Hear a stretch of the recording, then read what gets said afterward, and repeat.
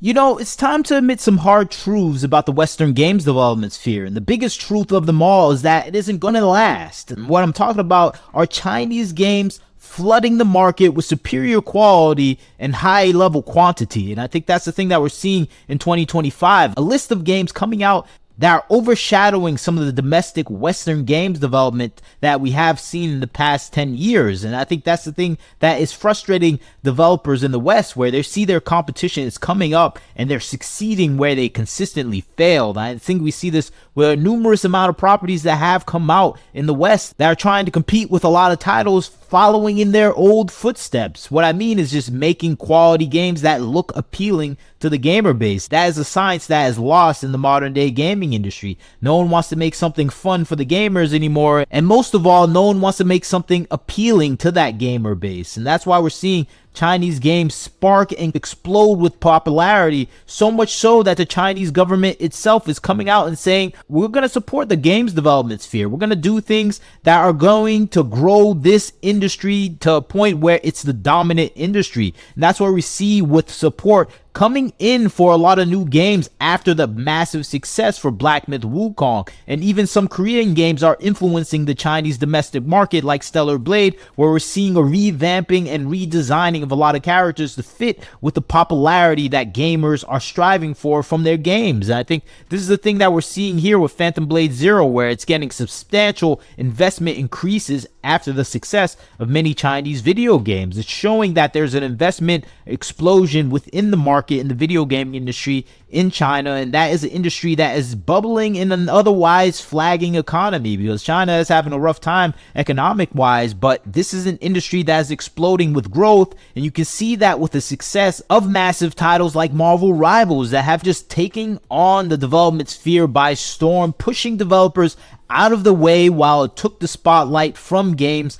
like Apex Legends, like Overwatch, and like Call of Duty Black Ops. Many of those companies complaining about the lack of players playing their games and moving towards Marvel Rivals. And that's just showing the consistent growth within the Chinese games development sphere, where stealing game players and overall streamers to play their games. I think that's the exciting thing if you are developing in that space for a Chinese developer, that you're gonna get the attention, because gamers are now aware that quality comes from China, and they're looking at every single Chinese game like it's a game that is gonna blow their minds. And I think that's what we're seeing with Phantom Blade Zero. When I saw the trailer for this, everyone was just wilding out, excited for what they've been seeing in the gaming industry from China, and they're just expecting this game to be absolutely amazing, because that's what we saw from the titles from China for the past few years, where they're just making exciting games. Even though it may have some similarities to American games, it looks like they take the best parts of those games and combine it and make something that is at the peak form of what we hope to see from gaming. And I think that's what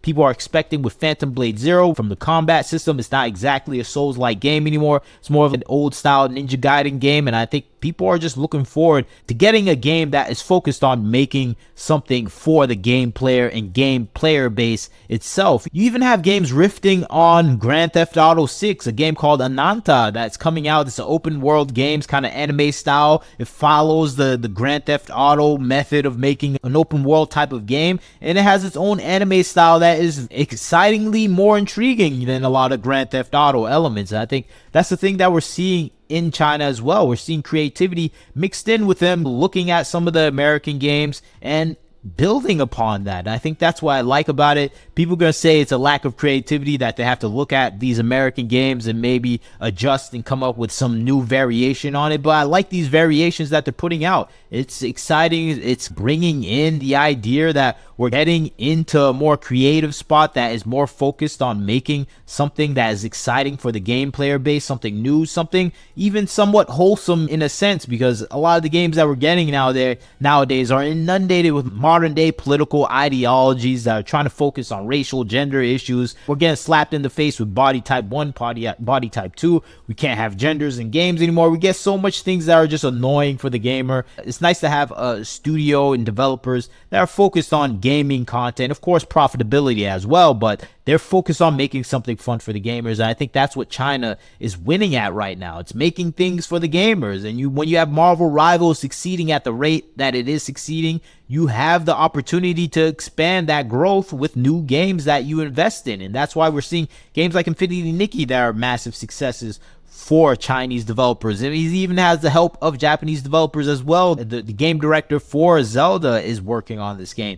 Even the gacha games are coming out with massive success. And of course, you have the crowning king of Chinese video games, Black Myth Wukong, my favorite game last year. That is a game that is growing an entire industry. And it just shows that the market for games is shifting. It's no longer Western game developers being at the peak of the gaming world. We have to recognize that China is taking over. They are at the forefront of gaming. They may have their restrictions. People are going to complain about the restrictions based on their government's attitude towards certain subjects. I think for gamers, it's a small flaw within the scheme of things, but gamers can ignore that. So what? We can't say certain countries are this or that in the chat. We don't care. We just want a great game. And I think this is a thing that's lost on Western game developers. If you make a great game, things will be forgiving. But for Western game developers, they're more concerned about how things look, about the creation of the game, who you have working on this game. It doesn't matter if they don't have talent. We need this type of group of people working on a game that hate gamers, and we're going to develop a game that's poorly written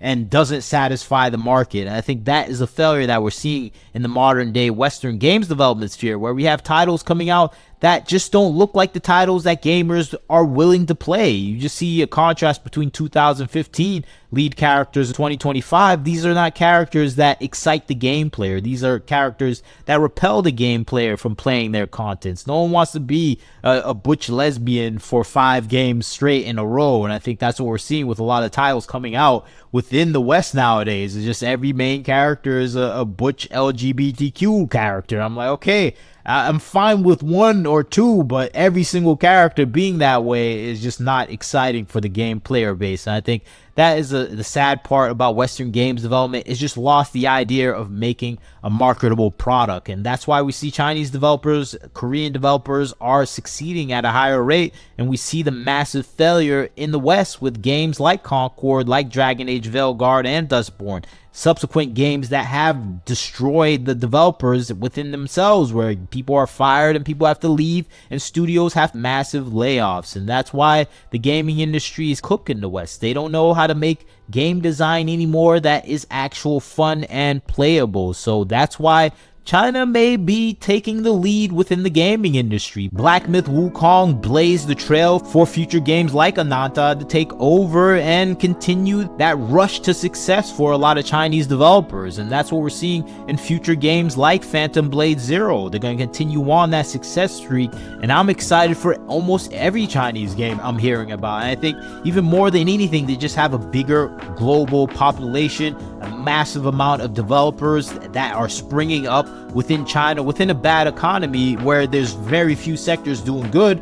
Now we have a video game development sector in China that is still hiring people in a downtrend environment. And I think that is going to lead to a massive amount of games popping up in the next 5 years that are going to blow the minds of gamers all across the world. So China might become #1 in gaming, and I don't think there's anything gamers can do about it. That's just my personal thoughts on the situation. Maybe you disagree with me. Maybe you don't think China can actually take over the gaming industry like I'm calling it. I think that's the case. I'm excited for all these games coming out. They all look interesting to me, but you leave a comment. Tell me what you think about the situation. I like to hear what you have to say. Like, comment, share, subscribe. This is Wagner Knows Why. Catch you next time.